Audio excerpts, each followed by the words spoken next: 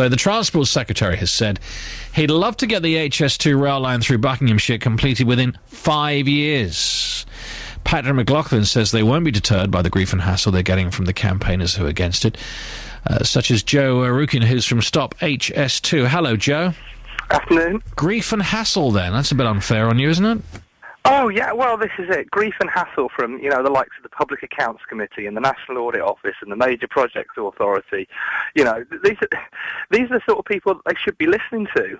There's been loads of scrutiny. There's loads of top-line national economic bodies that have come out and said HS2, it's a waste of money, the plans are flawed. Even the Institute of Engineering and Technology has said that there are severe flaws, but he's just completely blasé, fingers in his ears, and just saying, we don't care if there's a plan for it, we don't care if it's throwing good money after bad, we're just going to do it.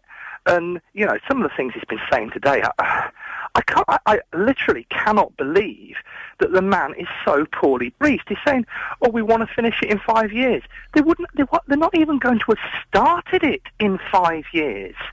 The construction is not due to start until 2017.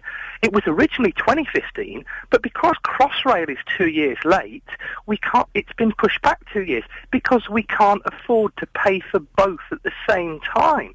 And what he's saying today is amazing, especially after what happened last week with the West Coast Main Line, and the implications and the knock-on that will have onto HS2, because the figures have come from the same people in the same place. Were you surprised that he said anything at all? Because he's only been in the job for a few weeks. Would you have been happy if he'd said, "I accept there are arguments on both sides, and I'm going to spend a good few weeks reading the paperwork"?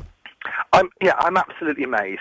Justine Greening, when she was appointed just after the consultation had concluded, and at least she said, whether it was because she was actually getting her feet under the table and actually reading the documents, I'm sceptical of, but at least she said that she was going to delay the announcement of the consultation while she got up to speed, and it was meant to be December last year, and it ended up being January. But this fella, it doesn't seem to care at all about any of the details, and after the absolutely humiliating apology he was forced to make last week, you would have thought that anyone with some sense would be thinking, I'm not going to make statements like this because they might come back and bite me. Have you asked for a meeting with the new Transport Secretary yet? Yeah, we've got nothing, obviously. We've asked for a meeting with him and Simon Burns, who's the minister. McLaughlin's going to be in charge of the strategy, but Burns is more in charge of the nuts and bolts of HS2. So where are we? And where are you with the opposition at the moment? Labour and within the coalition, the Lib Dems, because Patrick McLoughlin was suggesting today that cross-party support on this will be on his side very soon. If that does happen, then your campaign's dead in the water, isn't it? No, this is another one of the things that he said.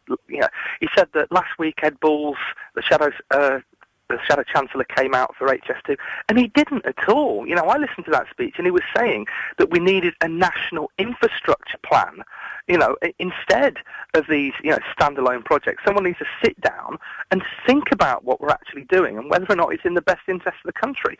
Now, we've been at 5 party conferences, obviously the major three, Greens, UKIP, Trade Union Congress as well. And what we found this year, compared to last year, is there's been far, far more scepticism amongst the people attending the party conferences. Last year we had, there were a lot of people who just didn't know about HS2, but there were far more people who were blindly for it.